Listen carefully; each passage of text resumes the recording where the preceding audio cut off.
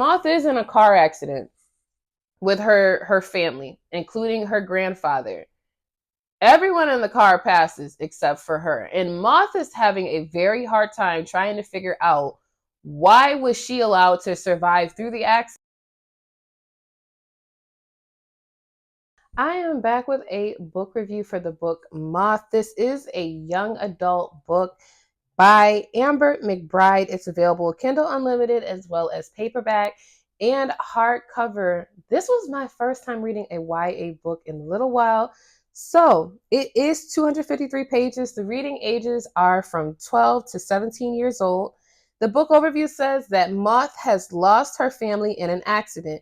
Though she lives with her aunt, she feels alone and uprooted until she meets Sani, a book who is also searching for his roots. If he knows more about where he comes from, maybe he'll be able to understand his ongoing depression. And if Moth can help him feel grounded, then perhaps she too will discover the history she carries in her bones. Moth and Sani take a road trip that has them chasing ghosts and searching for their ancestors. The way each moves forward is surprising, powerful, and unforgettable. Here is an exquisite and uplifting novel about identity, first love, and the ways our memories and our roots steer us through the universe. This book came out August 17th of 2021. It does fall under teen and young adult ghost stories as well as young adult diversity and multicultural fiction. So, it says in the author bio, Amber McBride estimates she reads about 100 books a year. We are together in that. I am big on reading. I'm big on listening to different stories about different cultures and things so that I can have a better understanding of the world around me, because I don't like to act as if my experience with the world and how I experience things and how my culture has shown me different things. I don't like to act like that is just the blueprint for everything and that's all there is to it. This book was very eye-opening. Sani's family consists of, at this point, his mother and his stepfather. His stepfather shows every step of the way how much he cannot stand this boy. I believe that Sani is are they in middle school or high school? I want to say they might be like at the beginning stages. They're in high school. I want to say they're in their sophomore or junior year. Are they juniors? I want to say they're juniors. Point is, he's on antidepressants, and his mother just lets his stepfather, speak to him and treat him just however. Like, he's really rough with Sani. The mother does not speak up, and she should. And I think the author did a great job of capturing how sometimes the birth parent may turn a blind eye to certain things that they shouldn't for whatever reason. Is it because the mother's afraid that the stepfather's going to do something to her? I don't know. Is it because she just feels like she agrees and she's just going to sit in silence while the stepfather is rough with her son? It doesn't make any sense. But with Moth feels horrible because she grew up very close to her grandfather.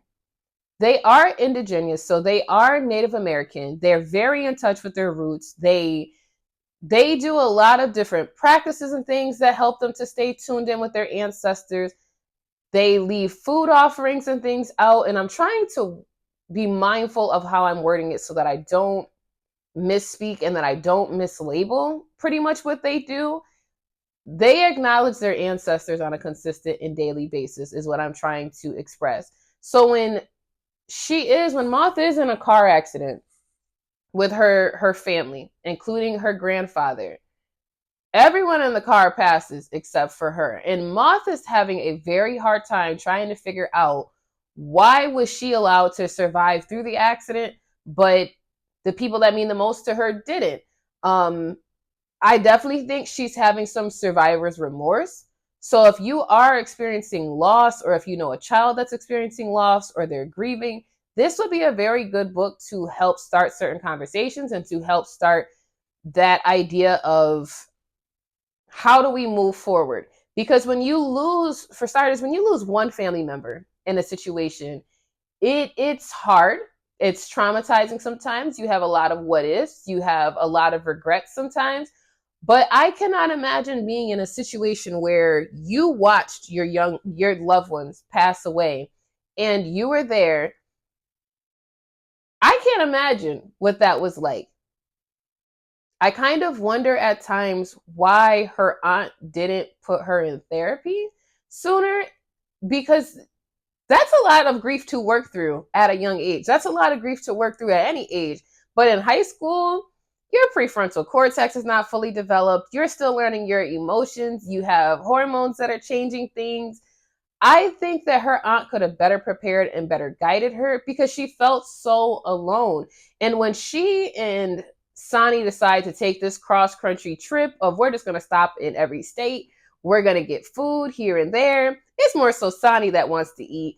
I think Moth is experiencing depression that's so bad that she really can't bring herself to eat. And that is no joke.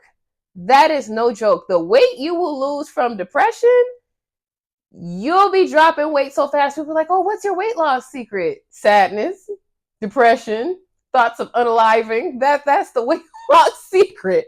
That's what's happening.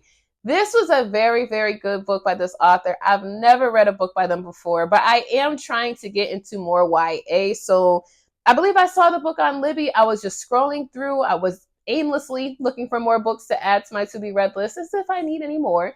But the book took me maybe 6 hours at most to listen to with Libby. So it wasn't super long and drawn out. I think that whoever the narrator was, they did a very good job of bringing this book to life. I would highly, highly suggest this book, even if you haven't experienced loss or if you have a teenager that hasn't experienced loss. I think it would give good insight to children on how to help their friends navigate certain feelings. And I'm not saying I expect people's kids to take on these adult roles, but just to kind of sort of be more understanding of how things are and how challenging stuff can be. So if you have not already, hit the like, follow, share, subscribe button, because I do drop book reviews at least 2 to 3 times a week. My own book, My Favorite Ex, is still free on Amazon and Barnes and Nobles. That is my way of just saying thank you to everyone who has supported me over the years. I look forward to seeing you in the next video. Are you tired of feeling overwhelmed with marketing your book? Imagine having a team of experts dedicated to promoting your work while you focus on what you love, writing. Our book promoting services are designed to alleviate the stress of marketing and allow you to reach a wider audience. With our tailored strategies and proven results, we can help you to boost your book sales and visibility in the book community and crowded market. Let us take care of the promotional efforts while you concentrate on what you do best, crafting your next bestseller. Alleviate and elevate your author brand and stand out in the competitive world of publishing with our services that are specialized in marketing solutions. Partner with us and watch your book soar to new heights.